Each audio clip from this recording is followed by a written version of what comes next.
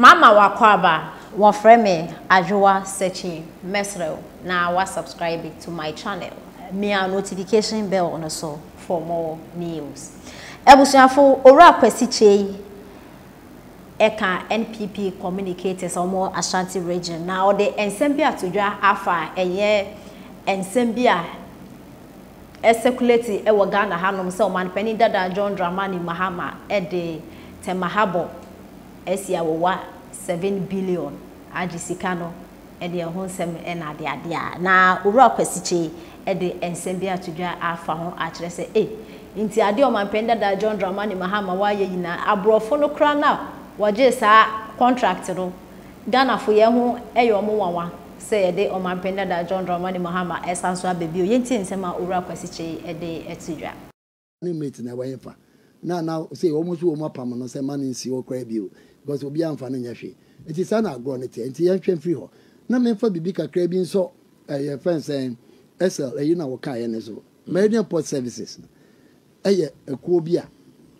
John Dramani Mahama 2014 onu ankasa ye Frakadam krono ya obo ya na wo de fam a wo de sa port no e de ma sa Vincent Balori no Meridian Port Services no Vincent Balori yes wo de ma sa owura no for $7 billion $7 billion na wo de ma no say Ghana e man no wo de ma no 35 years for $7 billion say ne Ghana per se yansa port ne baka e wo se yekotua sika $21 billion and ye de amasa Vincent Balori no ansa na yansa kan back ye MPS no onu ana nhese ye bia se fa ne friend say the taxes anase bia wo ye wo de betoto na yi so no e onu ana nhese na ade o ye ne bibia e wo ho onu na take hold me kai say sata mo asem we baye no e koye kasa bebre wo port services say enkofo nyuma ni nyina no owura na ba beje Mahama wantie o ma kwan ma kwa no e de ekoso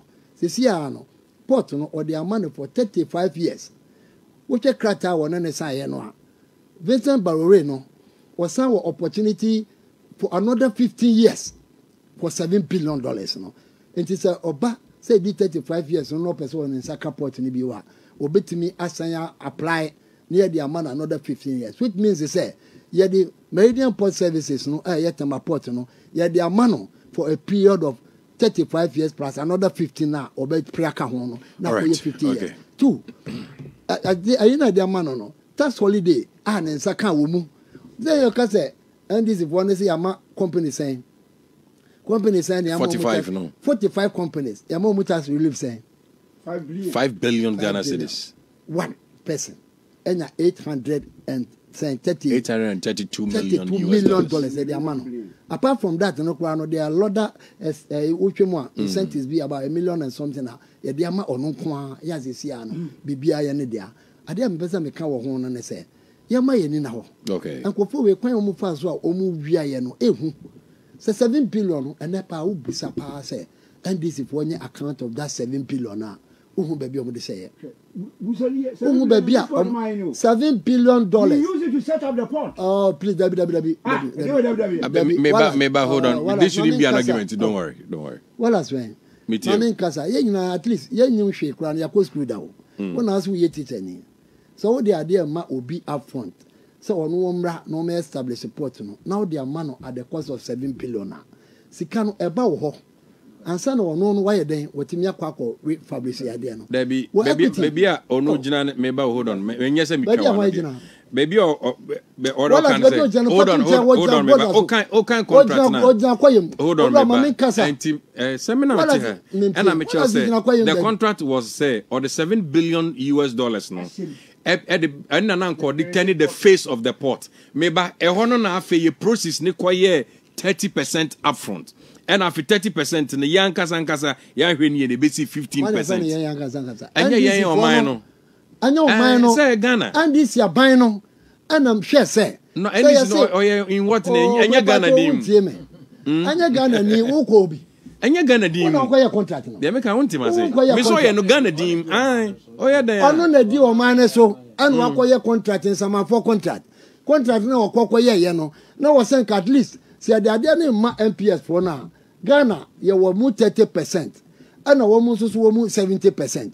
enka baby pa na ye beka se Ghana ye equity no ye land ni ade no ye betimi ne wo ma share no 50-50 but we say no Ghana no ye wo ya asase ye wo ye bibia no 30% ye wo no ma ama ne nkofo sign owura no aye nkrata ya wo mu ti ye 30% ne so ama ye na ye ka say ye only 15% shares e was MPS no mu what I say and omu no I was saying 75% e ban say ne take man be 15 omu na ye obia no onim no me pa to mbase me pa to read ade no obia 75 the OT 15 na be ka 85 good yeah omu 85 o wala me da say pass my boss say me nya mass o but me nim say me pa to me nim say 85 first no na 75 aye and na wo ye no there be 70 not 30 na 70 yeah 70 and na ye ka say no ye only 15% yeah only 15% and na Vincent Balori no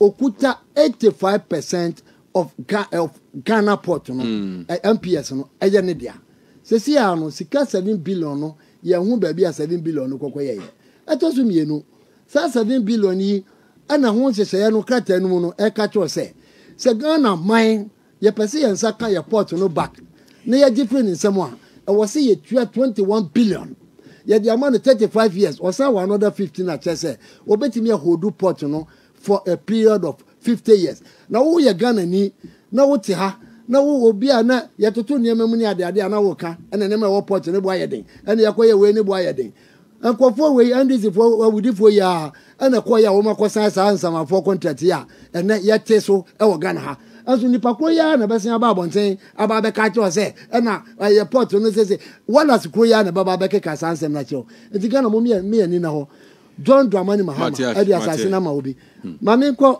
friend say I can't see my kakra no awie assassin dey nya airport asem na okay all right oh say a slip of tank into anya slip of tank assassin aya dey Meridian Port Service anya assassin na omo ye no opone so me pa cho to aso me enko why omo ye opone so to aso me enko why aka asem what one wo kasa aka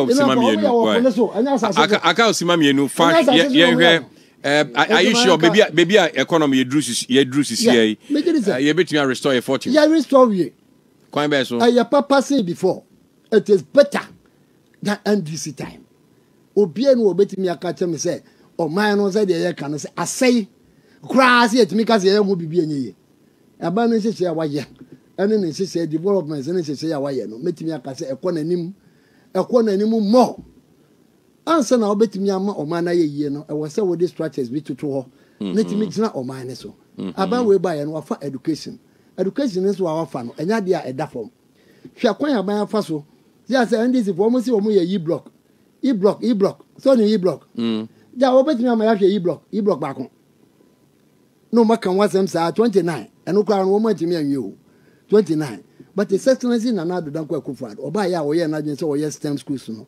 wo ye mako edu na wo hwɛ one STEM school one ene ye ka say wo hwɛ de wo a friend say abomosu a wawie wo hwɛ de wo pesempe a wawie wo hwɛ de wo adeso wo hwɛ even at all de wo ye kwada so ka say wo hwɛ ba bi wo maduru ene wo hwɛ president Kofo Krom ho je Kofo STEM school ni ade a it tells you say ehɔ no ene ye building kola no human capital no na timi aboa na nyina yetimi ayɛ yetimi akoyanim eti no metimi akana mo de asizo say ade a abana ye na when ye e-block no mesew e-block ba ko no when na Mahama kan wasem bebebe no this is the e-block why are the pa mo nsema no afɛ mo nkɔ de na na do asi awie ene